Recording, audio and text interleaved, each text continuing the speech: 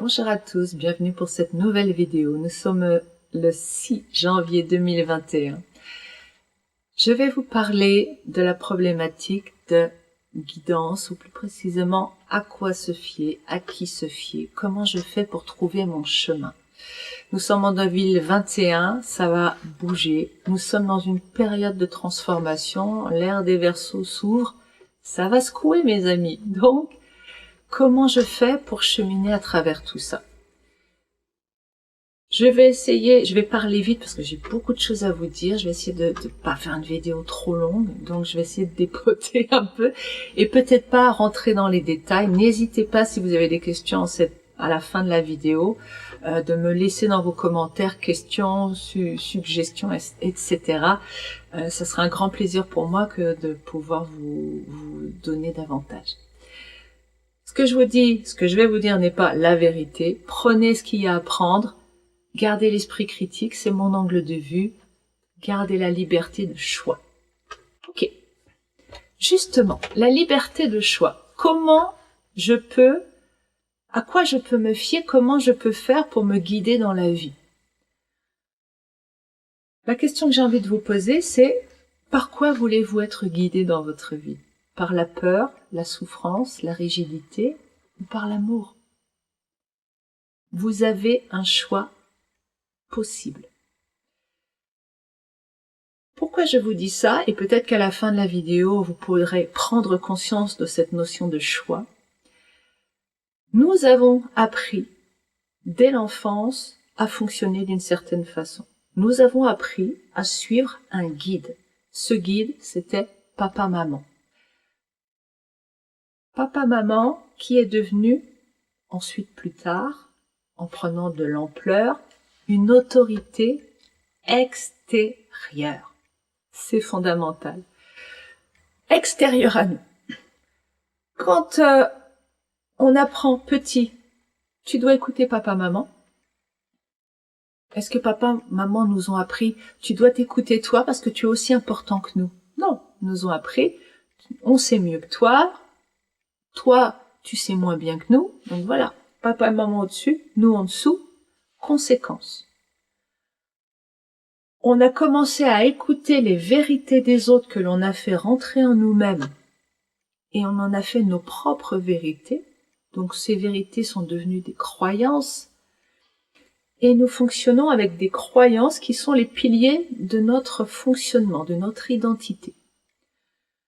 Ça, c'est la première chose. La deuxième conséquence, c'est que comme papa et maman, l'autorité, l'extérieur, c'est plus important que nous, faut penser aux autres, etc., etc., eh bien, nous avons donc forcément, dès tout petit, pas beaucoup de valeur, voire pas du tout, puisqu'on est sur un mode binaire. Ok? Donc, on est en bas, on n'a pas de valeur, bah, notre ressenti encore moins. Et dans notre société, on se coupe au niveau du mental. Le corps ne sert à rien, on est dans le mental, travailler dur, faire des études, réfléchir. Ok, on peut s'occuper du corps dans notre société s'il est utile. Mais alors l'émotionnel, l'affectif, alors ça c'est vraiment le truc qui ne sert à rien. Dans notre conditionnement. Alors qu'en réalité, c'est fondamental puisqu'il s'agit de notre guidance. La deuxième chose que nous avons appris au niveau du fonctionnement, c'est cette loi binaire du ou. Ou c'est ou blanc ou noir, ou vrai ou faux, ou bien ou mal, ou gagnant ou perdant, ou ami ou ennemi. Je ferai une vidéo exprès là-dessus. Je l'appellerai pas loi binaire, je sais pas comment je vais l'appeler, mais vous n'avez pas idée des conséquences quotidiennes de ce fonctionnement, à quel point ça nous impacte et nous fait du mal. Donc je prendrai le temps de faire une vidéo exprès là-dessus. Mais ce qui est intéressant, c'est cette notion de ou. Ça peut pas être et toi et moi. Donc, j'ai appris dès mon plus jeune âge, nous tous avons appris, que c'est soit j'écoute papa et maman, soit je m'écoute moi. Mais pas les deux.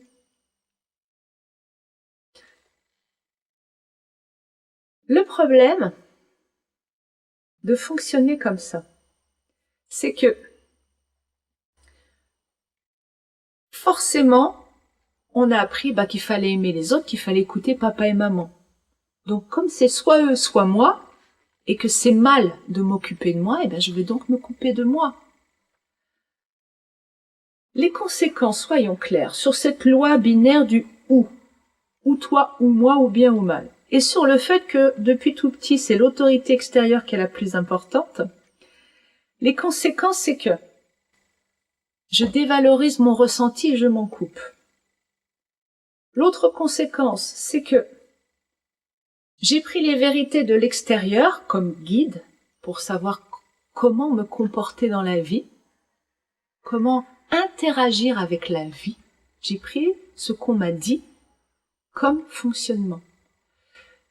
Chaque fois que je prends quelque chose en moi comme une vérité, énergétiquement, ça devient, à force de répétition, une croyance, et cette croyance, elle se solidifie à l'intérieur de moi, et elle devient comme une sorte de pilier de mon identité.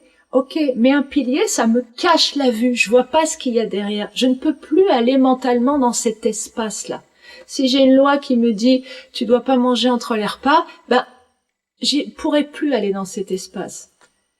Mais si j'ai une loi qui me dit c'est mal de mettre les doigts dans son nez, je peux plus y aller non plus. Et puis j'ai une loi qui me dit c'est mal de faire la grasse mat, je peux pas y aller non plus.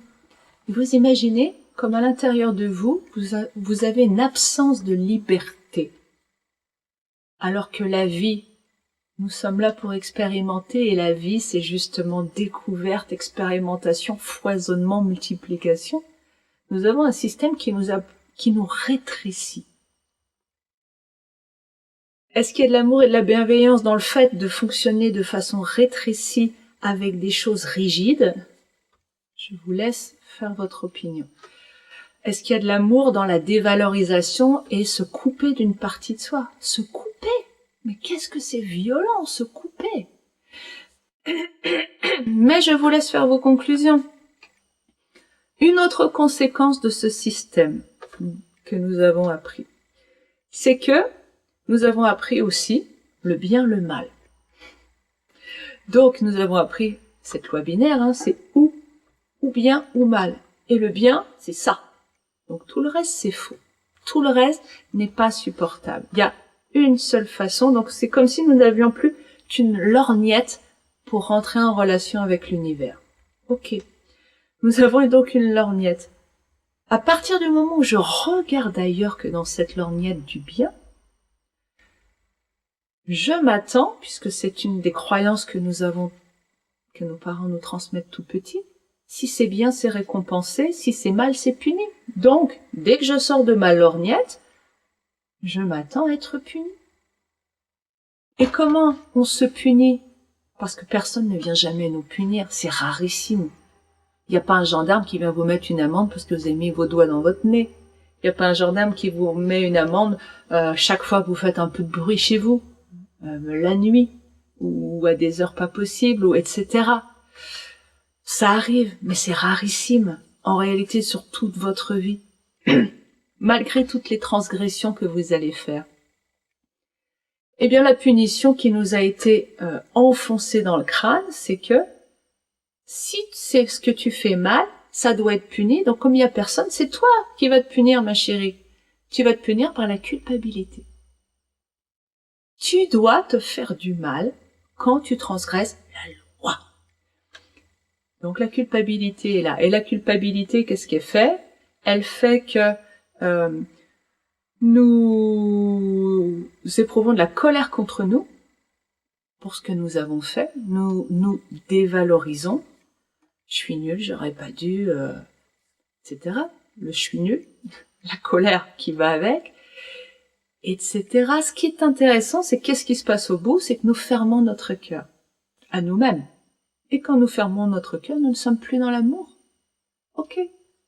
On s'éloigne encore de l'amour avec ce système.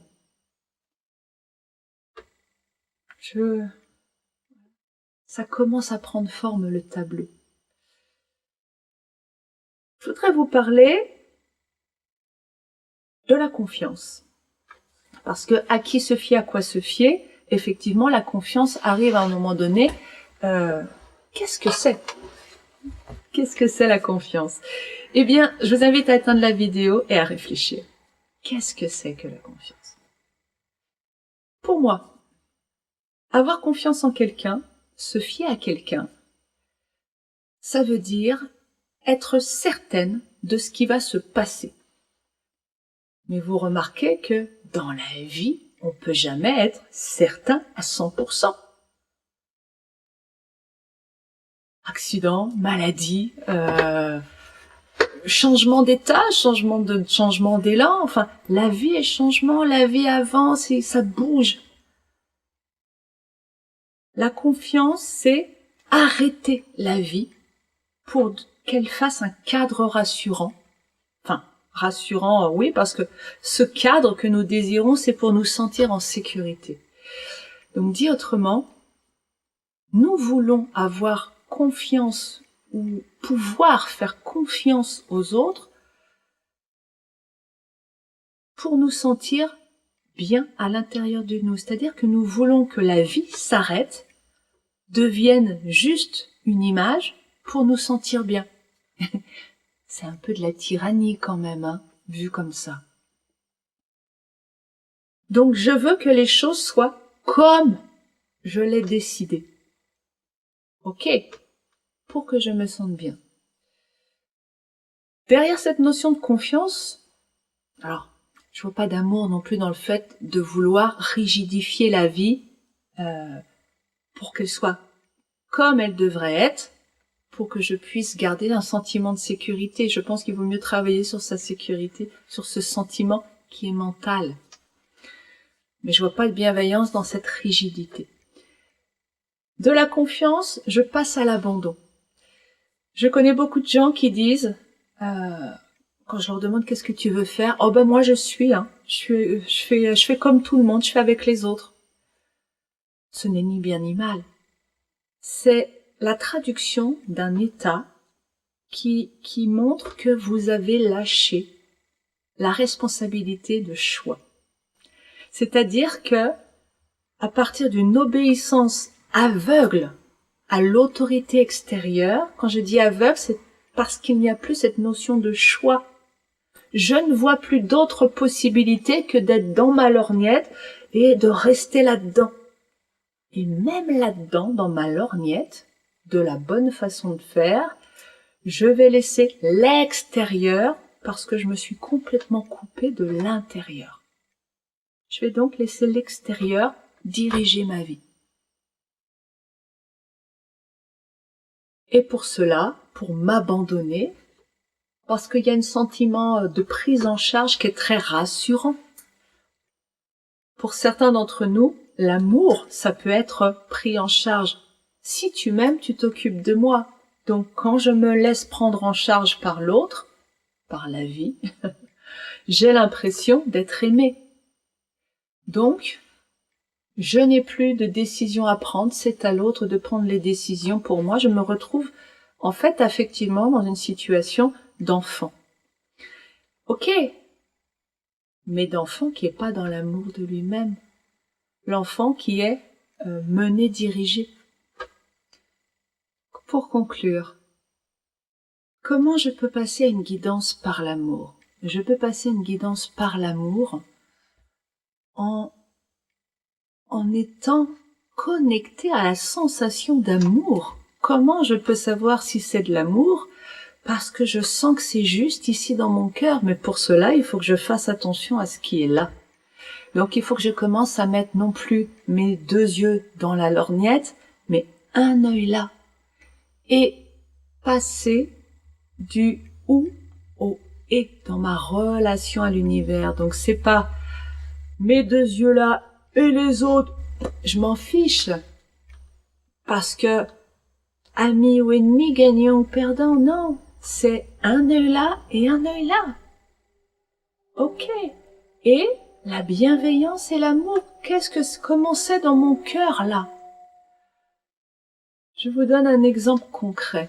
Respecter la loi, ok, respecter le code de la route, c'est juste pour moi. La sécurité, c'est juste.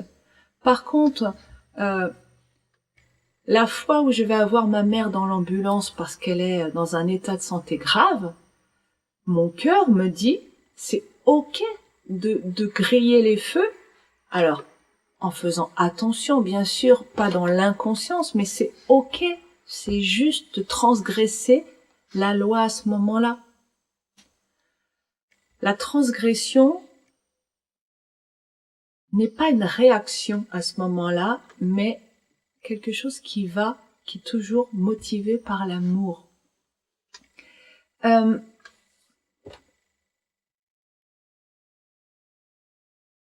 vous allez là où votre cœur rayonne, là où c'est plein de joie, plein de beauté, plein d'amour, vous êtes dans la justesse. À qui vous fiez? À votre cœur. Le problème, c'est votre cœur, ce n'est pas votre mental. Et comme vous avez coupé là, vous avez tendance à prendre votre mental pour votre cœur. Ce n'est pas la même chose. Ce n'est pas parce que j'ai une poussée qui me fait ouvrir la porte du frigo et aller manger un truc dedans que c'est mon cœur qui me dit que c'est juste, parce qu'il y a besoin d'un temps d'écoute aussi, un temps de connexion. Dans les vidéos 58, 59 et 60, je vous parle de la guidance spirituelle et de comment vous pouvez vous connecter et apprendre à gérer tout ça. Et je vous partage aussi mon expérience par rapport à cette guidance. Donc, si vous voulez en savoir plus sur ce côté-là, comment se connecter à sa source et puis pouvoir se fier à elle, voilà, je vous invite à voir ces vidéos. Je ferai une vidéo sur les émotions. Je pense que je l'appellerai comment gérer ses émotions. Parce que les émotions sont aussi une manifestation de la guidance de notre source. Mais je ne crois pas en avoir parlé dans les vidéos 58, 59 et 60. Donc j'en ferai vraiment une vidéo là-dessus. L'important pour ce début de 2021, c'est de revenir à une attention portée à vous-même, à votre cœur. Est-ce que là il est ouvert? Est-ce que là il est fermé? Et regardez ça. Et si vous avez envie d'aller plus loin sur comment passer de ce ou à un et qui permettent à une guidance pleine d'amour et à trouver un fonctionnement au sein de la communauté, je vous invite à rejoindre un groupe ou des formations en communication non violente, la CNV, qui est un très très bon outil pour pouvoir changer de paradigme et d'aller justement vers un autre regard et un autre mode de fonctionnement, beaucoup plus bienveillant. N'hésitez pas si vous avez des questions, parce que j'ai fait au plus vite pour introduire toutes ces notions dans un temps limité, donc n'hésitez pas si vous en avez besoin de davantage pour plus de compréhension. Sinon, je vous souhaite une très belle journée. Allez dans votre cœur, restez connectés, tout est là, tout est la clé. Enfin, ceci est la clé de tout. Belle semaine à vous. À samedi prochain. Au revoir.